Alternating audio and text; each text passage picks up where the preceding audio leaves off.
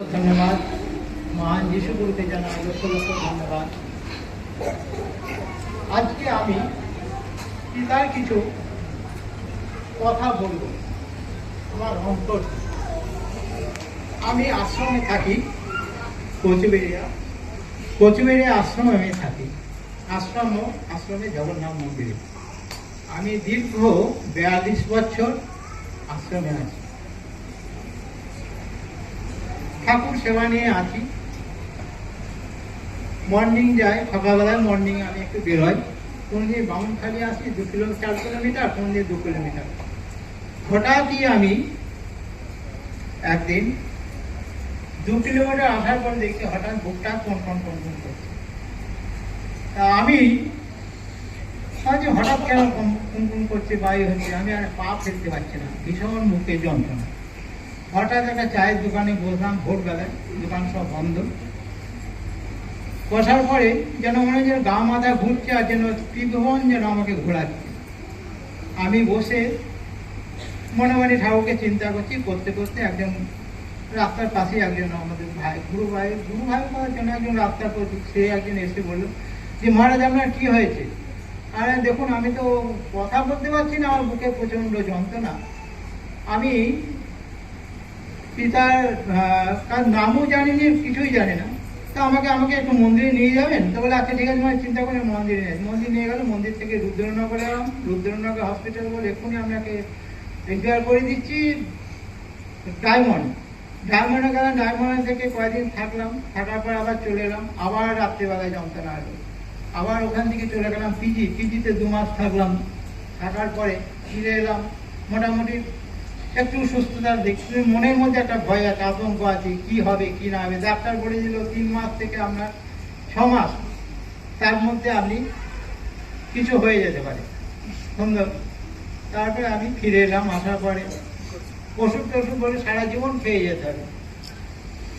আমি ওষুধের যা দুর্মূল্য 4000-5000 টাকা করে ওষুধ লাগে মাসে। তা আমি পাই সামান্য কিছু, তো আশ্রম চালানোর জন্য পাই। সে ওষুধ কেনার পয়সা ছিল না আমার। ওষুধ বন্ধ করে দিলাম। থাকার পর কিছুদিন ভালো থাকতে হঠাৎ দেখছি আবার যন্ত্রণা আরম্ভ হলো।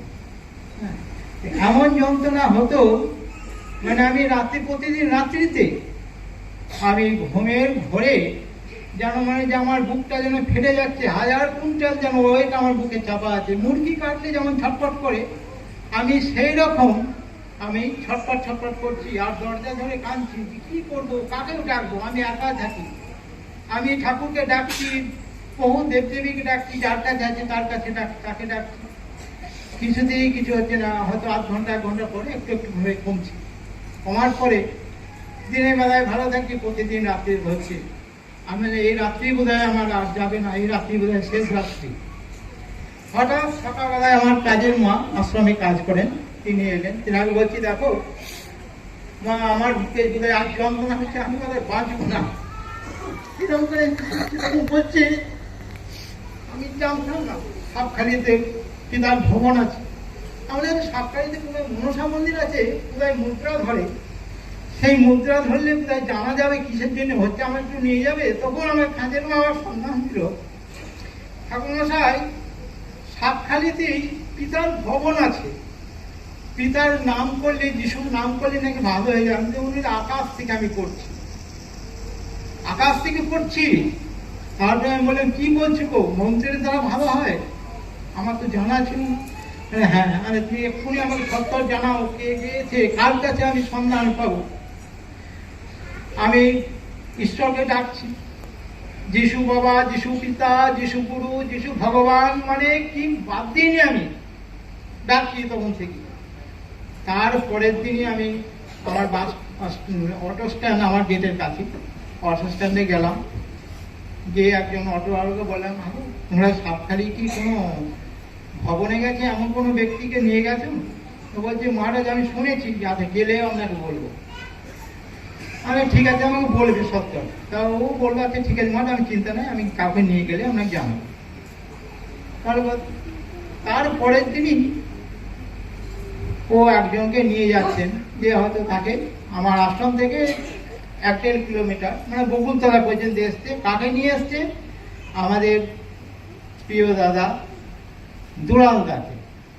দুলাল দাকে বলেছে যে আপনি তো ভবনে যান, বা আপনি তো এরকম অসুস্থ ছিলেন, ভালো হয়েছেন, তা একটুকু আপনি যদি আমাদের আশ্রমে মহারাজের অসুস্থ, একটু যদি ওনাকে বলেন তাহলে উনি একটুকু আপনার দ্বারা হয়তো ভবনে যেতে পারবে। দুলালদার সঙ্গে সঙ্গে চলে এলো, গাড়ি ঘোড়া, আমি এক্ষুনি যাবো মহারাজের কাছে। আমি তখন স্নান টান করে আছি, পূজায় যাবো, পূজা করতে যাবো, মন্দিরে যাব। তা উনি এসে আমাকে তখন বলছে, মহারাজ এই দাদার সঙ্গে আপনি কথা বলুন, ওনার কাছে আপনি সব কিছু জানতে পারবেন। আমি অতি উত্তম, আমি দাদার কাছে গিয়ে সব বললাম, দাদা আমার এ হয়েছে, এ হয়েছে। তখন দাদার বৃত্তান্ত আমাকে বললেন যে আমিও এরকম, আমি অসুস্থ ছিলাম, এই দ্বারা পিতার দ্বারা আমি ভেলুর পর্যন্ত গিয়েছিলাম। ভেলুর গিয়ে ফিরে এসে পরমেশ্বর পিতার কাছে আমি সুস্থ হয়েছি। কিভাবে হয়েছে আমাকে বৃত্তান্ত বললেন। আমি তখন বললাম, আমাকে বলুন কি করতে হবে, কোথায় গেলে আমি শান্তি পাবো, আমি আর সহ্য করতে পারছি না, প্রতিদিন রাত্রিতে আমার বুক কেটে যাচ্ছে যন্ত্রণাতে, দাদা আমাকে বলুন।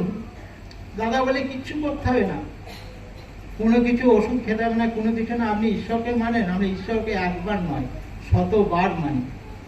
হ্যাঁ, আমি ঈশ্বরের সেবক, ঈশ্বরের দাস, আমি ঈশ্বরের অনুগত, আমি ঈশ্বরকে আমি সেবা করি। হাতে আমি রাধা গোবিন্দকে আমি অঙ্গরাগ করি, নিজের কাপড় বেশ পোশাক সমস্ত কিছু তাকে পড়ায়। দীর্ঘ 42